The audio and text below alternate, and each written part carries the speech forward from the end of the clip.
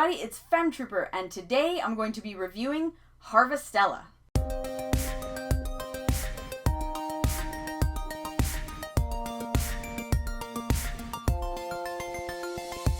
So, this is a really interesting one for me because when Harvestella was first announced, I completely blew it off.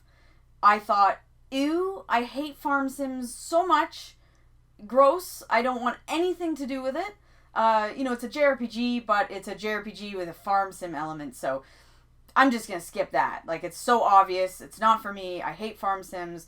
I don't even need to look into it. Like, it's just, ew. But then Branden at Just the Gems did a review on Harvestella, and I watched his videos, so I watched it, and I was like, well, that's not a game I'm gonna play, but I'll watch his video, obviously. And then I was like, that game looks really cool. And then I keep watching, I'm like, wait a minute, he's saying that the farm aspect is, like, kind of pretty minor? And I'm like, wait a minute, what?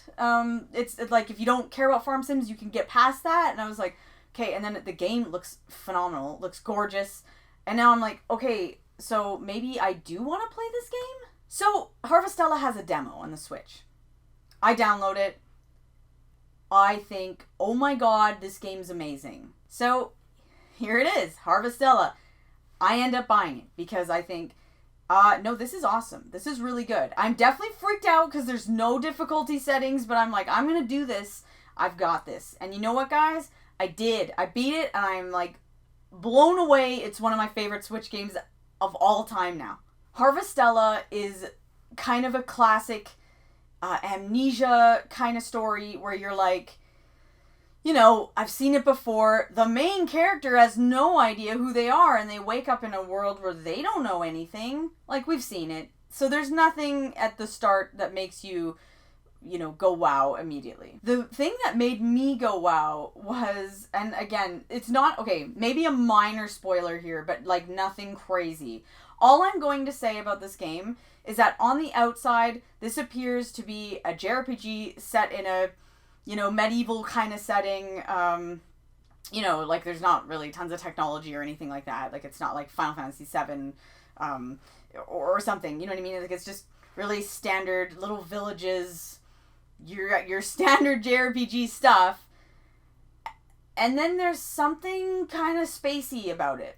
So I'm not going to say, I don't want to spoil it because it was really cool going in blind. All I will say is that it's a standard JRPG, but there just might be a sci-fi aspect to it, which really flipped it upside down and made me, like, super intrigued. And you were kind of introduced to this in the demo, which is why I was like, oh my god, I gotta play this. Because if it didn't have that aspect, I feel like, yeah, it might have just been okay. But that aspect made me think, okay, something is going on here that is really bizarre, really intriguing, and I need to find out more. So because of that aspect, I was in love with this game. Like, start to finish, I was really obsessed with it, and I thought the whole game was solid. This is an action-based JRPG. I've been playing so many action JRPGs lately, it's crazy. And that kind of scared me a little bit because I don't want to say turn-based JRPGs are easier, but I've always kind of been under the impression of, if you suck, just level up, and then you'll eventually beat whatever it is you're trying to get past. But with an action JRPG, not quite the same because you have to dodge. Just like Zelda. It's like, I'm sorry, but if you suck, you suck. It doesn't matter maybe what level you're at if you are just terrible. So I was a little bit freaked out because I thought, oh my god, there's no easy mode. I've just got to do this. But I did it. It's definitely doable. And I always tell people this because I think some people will not play games because they think it's going to be too hard. But hey, if Femtrooper beat it, I think you guys can too. So I'm just, no slam on me, but I'm just saying I'm not like hardcore in that regard. I'm pretty good. I know what? I don't give myself enough credit. So whatever. Maybe I'm not that bad. But either way, this is really awesome. Really fun game. I am blown away by the story. It was so interesting, and I constantly was like, oh my god, what's going on? The graphics in this game, I personally thought were stunning. I thought they were beautiful. This is one of the most beautiful games I've ever played, easily. Like, every single town, the world map, like, everything about it was gorgeous. And I don't think it's the best looking game in terms of like, wow, those are the best graphics I've ever seen. I don't really mean it that way. I just mean it was the most beautiful game I've ever seen. Some games just have a color scheme and a design and art style that just make them incredibly stunning and beautiful, and this is one of those games. There are towns in this game. There's one town that's just full of cherry blossoms, and the whole time you're walking around, it's stunning. Like, I'm sorry, but it's so gorgeous. This town is amazing. But then you'd get to the next town and it would be equally as gorgeous. And you're in dungeons and they would also be very interesting and pretty and really cool. This is a pretty game. It's very, very cool. And let's talk about the farm sim stuff. Yes, there is a farm aspect about this game. So, people like me who don't like farm sims, yeah, that's a turnoff at first. But I will say it's very minor. So this game is based on a clock. So, and that again also sounds terrible, but it's fine. I swear to God, it's fine. So, for example, when I would wake up in the game, I would really quickly either harvest stuff that I had planted or plant things. And the reason you do that is you kind of do that to get, like, say, potions or healing items by growing your own. So you can make, like, smoothies, for instance. Those are really good items to have in the game. And different foods that you can prepare. Like, you could make, like, spaghetti, or you could make, like, a stir fry. And you'd make it from the items that you would grow at your farm. And at first I thought, well, this is kind of lame. I'll just buy those items. But you can't really buy them. You can't go to a restaurant and just buy them like an item shop.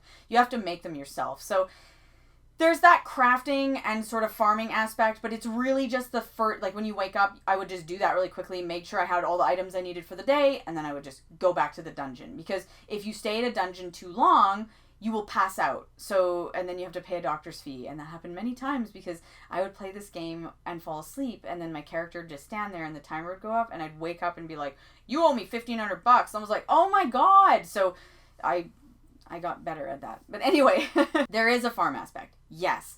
But it was very minor and basically just to give you items for the game. So I didn't find it that annoying. I had no problem doing it. I guess it's kind of take it or leave it. Like, if it was not there, I'd be fine with it because I'm not into that. But it wasn't enough where if you don't like farming, it's not like this takes away from the game. It's totally fine because it was minor. Like, if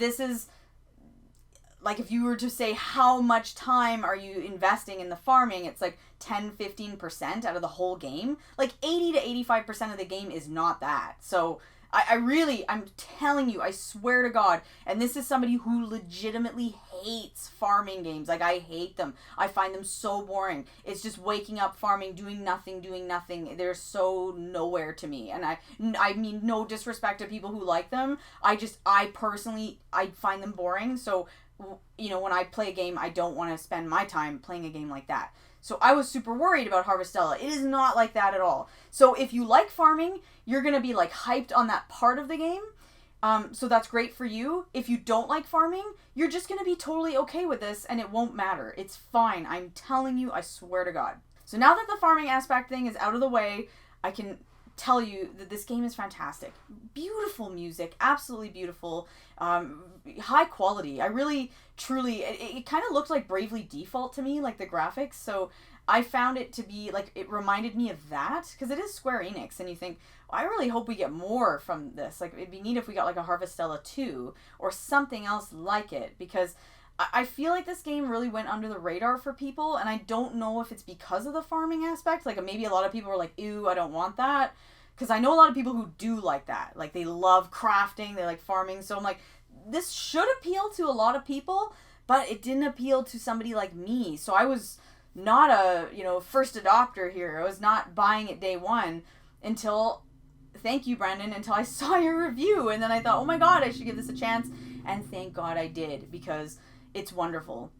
It's one of the best JRPGs on the Switch. It's one of my favorite JRPGs of all time now. I had such a blast with it. This is a longer game, so just a heads up, like, it might be in that 45 to 50 hours. So it's not like Persona 5, but it's definitely like a solid long JRPG. This is not 15 hours here. So you know that when you're going into it, you're going to probably be putting 50 hours into this. So it's definitely a longer game. It's based on chapters though. I think there were like 10 chapters. So I would know like, okay, I'm on chapter 4. Okay, I got this. Some chapters were longer than others. But I made sure like to do everything I was supposed to do. I was on top of my farming and everything, and I know that's weird because I hate that stuff, but for some reason in this game, it was amazing. Great characters in this game, by the way, too. Like, you really like the people in your party. Great locations, great dungeons, great battle system. I don't really have anything bad to say about this game. It's really, really fun. It's great. It's one of my favorites. I absolutely love it. So those are my thoughts on Harvestella, and I really think you should play it. So I don't know how many people skipped out on this or forgot about it, or maybe they think, oh yeah, I didn't even realize that was there.